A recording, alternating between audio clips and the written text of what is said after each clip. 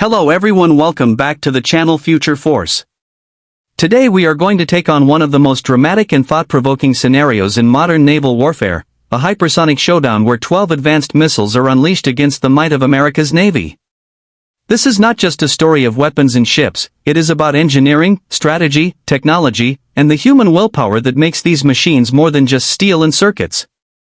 To fully grasp this, we need to go deeper into every layer of what makes the U.S. Navy such a formidable shield against some of the most dangerous weapons humanity has ever built.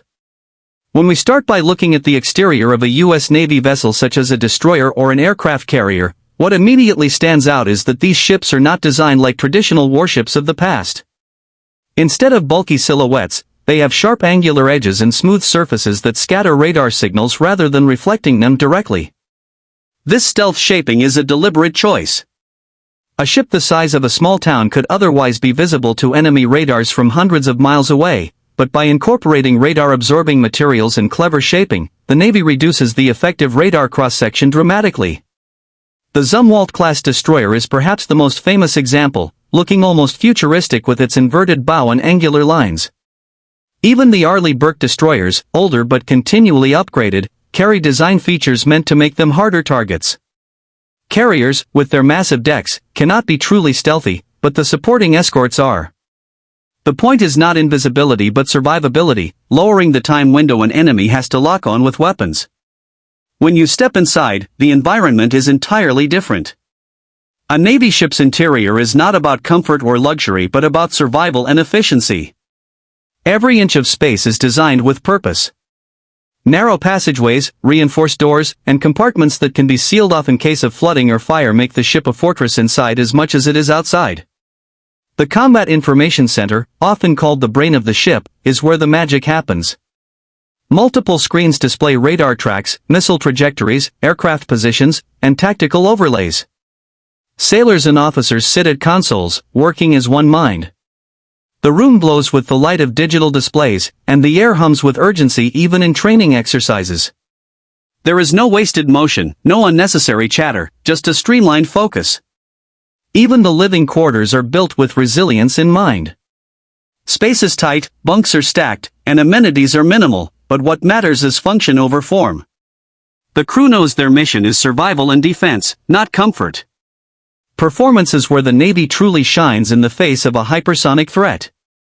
A hypersonic missile travels at more than Mach 5, sometimes even Mach 10, which means it covers a mile every second or faster. Traditional missile defenses are strained against such velocity because by the time a radar detects and tracks the missile, the reaction time is razor thin. Yet the U.S. Navy has built a layered defense strategy. First comes detection. Aegis radar systems on destroyers and cruisers are among the most powerful in the world, capable of tracking hundreds of targets simultaneously across hundreds of miles.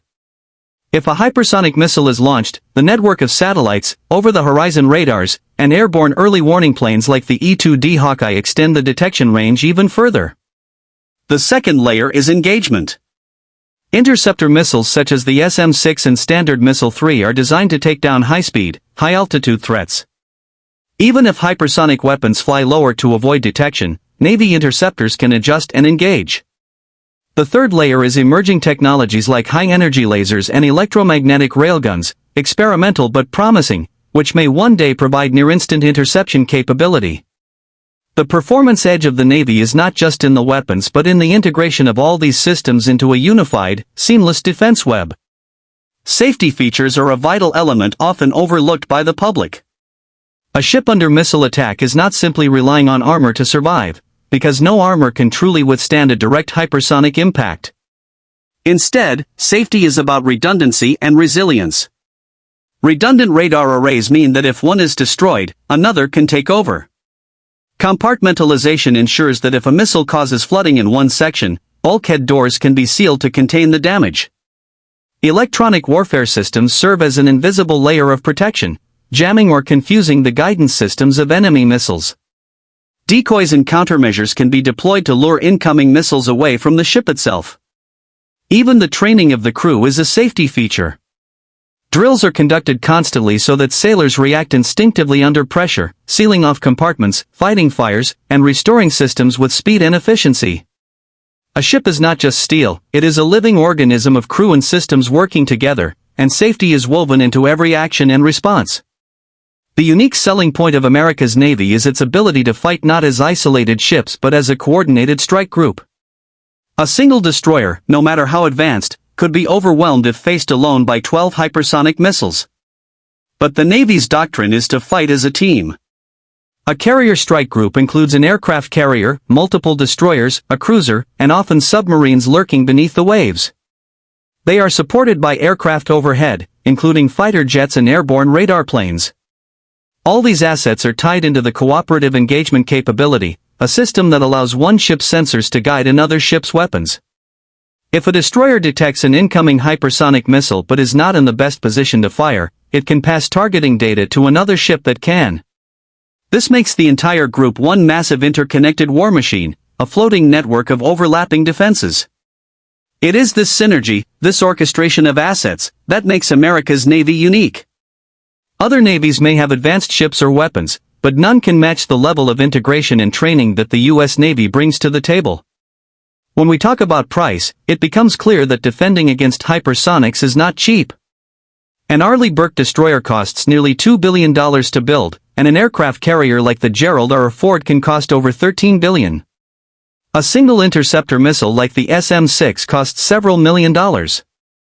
On the other hand, a hypersonic missile might cost only a few million each, making it seem like the attacker gets a bargain. 12 hypersonic missiles against a carrier strike group may only represent tens of millions of dollars in cost to the attacker but could theoretically threaten assets worth tens of billions. This asymmetry is real, but it is misleading. The Navy is not just about dollar figures, it is about deterrence. The price of having these ships and systems is measured in the stability they provide to global trade, freedom of navigation, and the deterrence against hostile powers. The investment is not just in the steel but in the decades of training, doctrine, and readiness that ensure the ships are not easy targets. In a showdown scenario, the outcome is not predetermined. Hypersonic weapons are incredibly fast and difficult to intercept, but they are not invincible. They must still find their target, navigate through defenses, and survive against a layered shield of missiles, lasers, and jamming. Even if one or two missiles break through, the ship's safety systems, damage control measures, and sheer resilience make it unlikely that a single hit would destroy a carrier or modern destroyer outright. History has shown that warships can take astonishing punishment and keep fighting. Moreover, the Navy's offensive capability means that while it is defending against missiles, it is also counterattacking. Submarines may launch their own missiles, aircraft may strike the launch sites, and electronic warfare units may target the guidance networks of the missiles themselves. The showdown is not simply defense, it is a dynamic exchange where the Navy's adaptability becomes its greatest weapon. To fully understand why America's Navy is still seen as the most dominant maritime force, you have to appreciate that it is not static. The Navy constantly upgrades its systems, retrofitting destroyers with the latest radars, updating software to improve interception algorithms, and training crews with scenarios that simulate hypersonic attacks. It is a force in motion, learning, adapting, and preparing. While hypersonic missiles are a serious threat, they are not a death sentence for naval power. Instead, they are a challenge that pushes innovation further, ensuring that the Navy evolves to meet the next threat. In conclusion, the concept of 12 hypersonic missiles against America's Navy is both a terrifying and fascinating exercise in modern warfare thinking. The exterior design of the ships shows stealth and survivability, the interior reflects efficiency and discipline, the performance showcases cutting-edge radar and intercept systems, and the safety features demonstrate resilience and redundancy. The unique selling point is not in any one weapon but in the seamless integration of ships, planes, and crews into a single fighting organism. The price is high, but the value is immeasurable, providing global stability and deterrence. While the hypersonic threat is real, America's Navy is not an easy target, and its ability to adapt ensures that it remains the most formidable shield on the seas. The showdown is not just about missiles and ships, it is about the balance of power in the 21st century, and for now, that balance still tilts heavily toward the side of the United States Navy.